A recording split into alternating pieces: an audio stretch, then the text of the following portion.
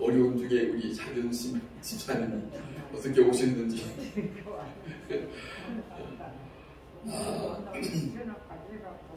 네, 아주 용기가 대단해요. 아주 무서무서할 텐데 어떻게 오셨는데, 성경에 보면 하나님께서 하나님의 사람들과 함께 말하고 싶을 때가 있습니다. 그래서 그들을 찾아오는 때가 있어요. 그들에게 하나님이 말씀하시고 싶어하는 그런 때가 있어요. 그런 일들을 종종 봅니다. 창세기 15장에 아브라함이라고 하는 사람에게 하나님이 택하신 그 아브라함에게 하나님이 한 번은 환상 중에 찾아오셨더라는 것입니다. 그런데 아브라함에게 하시는 말씀입니다. 아브라함아, 두려워하지 말라. 나는 내 방패요 너의 지극히 큰 상급이니라. 그렇게 말씀하시고 그에게 필요한 모든 것을 다 말씀하시고 싶은 마음으로 그를 찾아오셨습니다. 하나님과 하나님이 말하고 싶어한 그 사람, 이 서로 만나는 이 자리는 무엇과도 바꿀 수 없는 소중한 자리, 그러지 않습니까? 이 일들이 성경에 읽어가면서 저희들이 나에게 좀 있어봤으면 그런 욕심이 생기지 않습니까? 그건 말입니다. 생각하면 다윗이라고 하는 사람을 우리가 성경에서 많이 보지만, 다윗이라는 사람은 가끔 그의 시편의 기도 속에 뭐라 하시냐면 여호와여 나에게 말씀하시옵소서, 그런 구절들이 있어요. 내가 듣겠나이다, 말씀하시옵소서, 그런 말씀을 하는 것을 우리가 듣기도 합니다만은, 자, 생각하면 중요한 것은 하나님의 말씀에 귀를 기울일 수 있는 그런 사람이 있다고 한다면, 또 그런 시간이 있다고 한다면 우리에게는 복된 시간이고 복된 사람일 것입니다. 모세라는 사람, 그는 예굽에서 왕자로 40년을 살다가 그 다음에 그가 사람을 죽이고 광야에 쫓겨나서 광야에서 40년을 지냈습니다. 그런데 갑자기 그에게 하나님이 찾아오셨어요. 그를 부릅니다. 모세야 하고 부릅니다. 그리고 하나님께서 그에게 바뀌고 싶은 이야기를 말씀하세요. 내가 하고 싶어하는, 하나님께서 하고 싶어하는 일을 그가 해주었으면, 네가 지도자로 나서줬으면 하는 부탁을 하는 말씀을 우리가 또 듣게 됩니다. 자, 예수님께서 또한 이를 말씀합니다. 요한복음 15장이 7절에 아주 중요한 말씀을 우리에게 참 귀담아 들어야 하고 늘 새겨야 할 말씀을 우리에게 들려주는 말씀이 있는데, 너희가 내 안에 거하고 내 말이 너희 안에 거하면, 그런 말씀이 있어요. 너희가 내 안에 거하고 내 말이 너희 안에 거하면이라고 간절히 그랬으면 좋겠다 하는 마음으로 예수님께서 말씀하세요. 제자들에게. 왜 이 말씀을 하셨을까 하는 겁니다. 자, 이 말씀은 다른 게 아닙니다. 이 말씀은 예수님께서 평소에 말씀하셨던 교훈이기도 하고, 또 그들에게 이 소중한 말씀들을 마음에 잘 간직하고 살았으면 하는 그런 마음으로 이 말씀을 하셨습니다. 오늘 우리가 수없이 하나님의 말씀을 많은 예수 믿는 사람들이 그렇게 듣고 살아갑니다마는, 정말로 우리가 늘 생각할 수 있는 부분이라면 예수님께서 우리에게 부탁한 것처럼 너희가 내 말에 거하였으면 하는 그 말 말입니다. 그 말과 함께 거하는 삶이 있었으면 하는 우리의 생각을 다시 한번 점검해 보아야 할 것입니다. 중요한 것은 하나님의 사람들에게 하나님은 찾아오시고 말씀하신다는 거예요. 그 소중한 일을 맡기고 싶고, 또 한 가지는 그와 함께 하고 싶은 의도가 있어요. 하나님은 하나님이 원하시는 뜻과 일을 행하고 싶어서. 자, 그러니까 그렇게 그런 사람들을 보면 그들은 특별하게 무언가가 하나님 앞에 합당한 사람이 아니겠는가, 그런 생각을 가끔 해보지 않습니까? 오늘 이 본문에 마르다라고 하는 한 여인이 예수님을 자기 집에 영접했다고 하는 내용이 있습니다.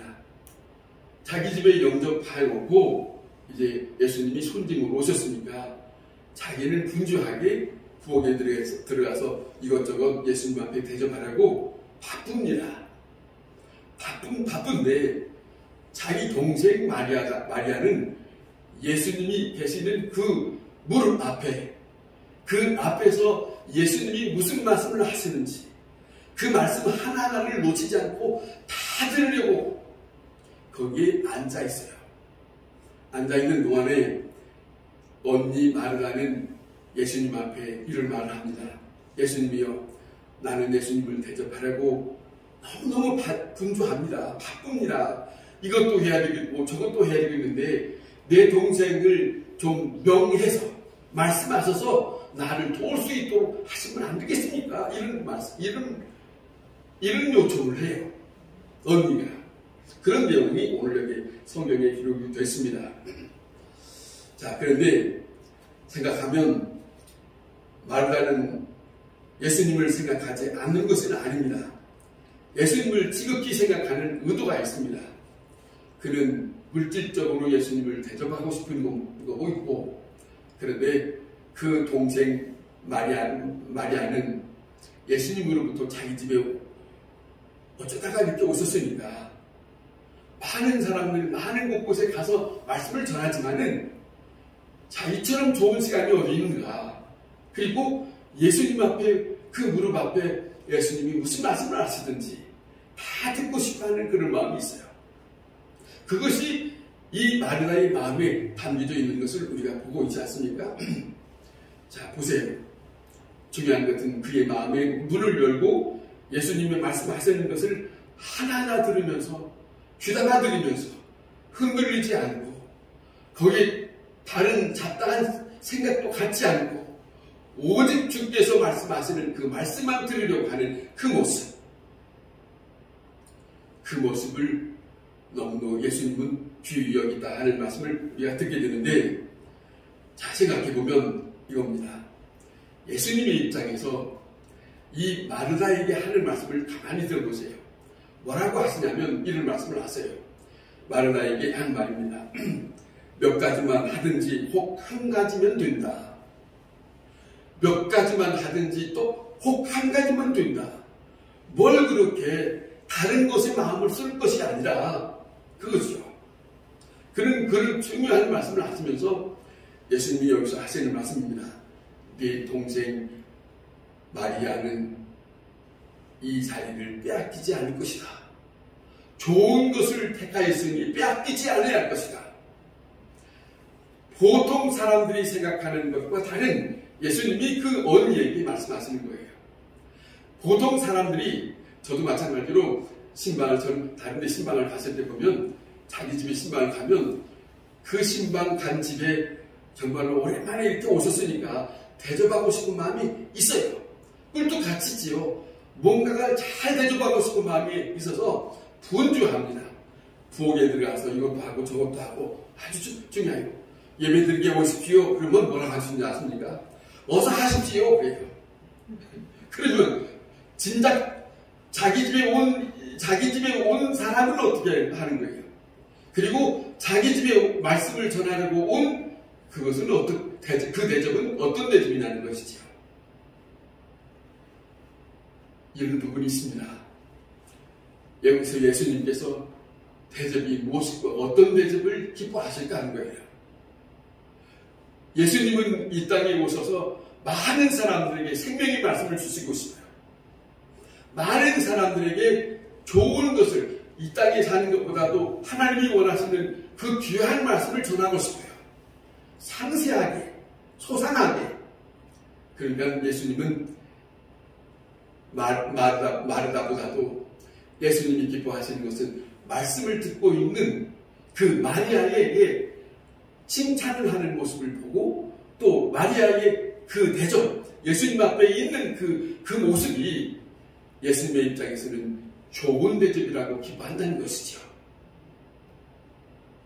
그것을 우리 오늘 이 본문에서 자, 듣게 하시는데, 자, 이런 말씀입니다. 역시 이 내용은 성경에 있는 내용은 아닙니다. 전설에 있는 이야기입니다. 마리아는 좋은 편을 택하였으니 빼앗기지 아니하니라 하는 그 말씀을 할 때에 마리아는 아주 기분이 좋았어요. 그런데 그 순간에 그 언니 마르다는 기분이 좋지 않은 가운데 밖에서 거지가 왔다는 소리가 들렸어요. 거지가 왔다는 소리를 듣고 이제는 밥을 달라고 하는데, 그 밥을 달라고, 뭔가를 먹을 것을 달라고 했을 때에 이 마리아의 마음에는 지금 바쁜 중에 웬 사람이냐 하는 거죠. 귀찮다는 것이죠. 마음은 지금 예수님 앞에 뭘 대접하고 싶은데 자기가 전혀 생각하지 않은 거지가 문 앞에서 뭘 달라고 하니 지금 마음을 빼앗기는 것 같은 마음속에 있는 거죠. 그런데 이런 가운데서 분주한데 이 사람에게 지금 대접할 수 없습니다 라고 소리를 지르고 있습니다.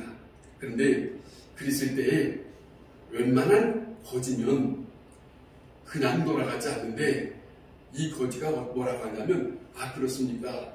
죄송합니다. 그리고 돌아가는 거예요. 그러니까 그렇게 하고 간단히 말하고 돌아가는 모습을 이 마르다의 입장에서 보고 참 이상하다. 참 이상하다. 어찌하여 요청을 더 하지 않고 그가 이렇게 돌아갈 수 있을까 하고 문을 열고 그 뒤돌아가는 그 사람을 물끄러미 쳐다봤대요. 쳐다보았더니 그분이 예수님의 뒷모습으로 보이더라는 거죠.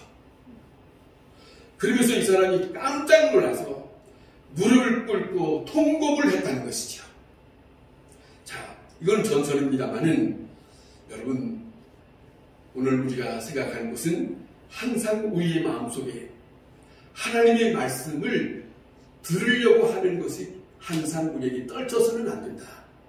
어느 순간이라도, 어떤 순간이라도, 무슨 일을 할 때라도 주님의 말씀을 듣는 것이 무엇보다도 가장 중요한 것이다. 이 마리아의 입장처럼 말입니다. 마리아의 입장처럼. 어떤 바쁜 일이라도, 어떤 순간이라도, 무슨 일을 하든지 간에, 남하고 무슨 일을 하든지, 또 나 혼자 열심히 무엇을 하든지, 저는 아주 제가 가지고 있는 플랭크인 아주 한 사람이 있는데, 그분이 기도하는 사람이에요. 필리핀에 선교하는 사람인데 45년을 선교하다가 중단을 하고 이분이 내가 뭔가 놓친 것이 있다 생각하고 다시 마음을 추스리고 있다는 거예요. 어떤 일이 있었든지 성령께서 내게 말씀하시는 걸 귀를 기울여야 되겠다. 그런 마음을 가졌어요. 그리고 이 사람은 다른 사람과 이렇게 이야기할 때도 사람과 이야기하면서도 다른 한편에서는 성령과 함께 소통할 수 있는 통로를 별도로 자기가 생각하고 있었어요. 항상 끊임없이. 그러니까 이분에게는, 이 선교사는 사람과 얘기하는 여기서 집중하는 것보다도, 이것보다도 더 중요한 것은 하나님의 성령과 서로 소통할 수 있는 것은 어느 순간이라만 놓칠 수는 없다. 이런 마음을 갖고 지난날에 45년 동안 선교사로 살았던 것보다도 이 생활을 자기는 소중히 생각했다는 글이 있습니다. 그가 남긴 글이 있습니다. 오늘 우리가 살아가는 동안에 많은 바쁜 일들이 있어요. 그리고 마음을 빼앗길 수 있는 일이 있어요.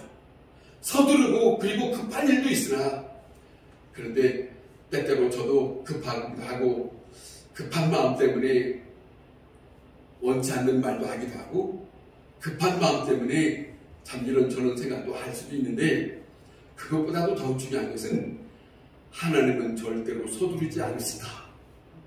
그리고 순간순간 하나님께서는 말씀하신다. 그 말씀하시는 것을 이 마리아처럼 그 앞에 조용히 무릎을 꿇고 마음을 조아리면서 그분이 말씀하시는 것이 무슨 말씀을 들려주실 것인지 그 말씀을 들으려고 하는 그 마음이 우리에게 다시 한번 소중히 여기고 그 자리를 되찾아야 할 것이 아니겠는가 하는 거죠.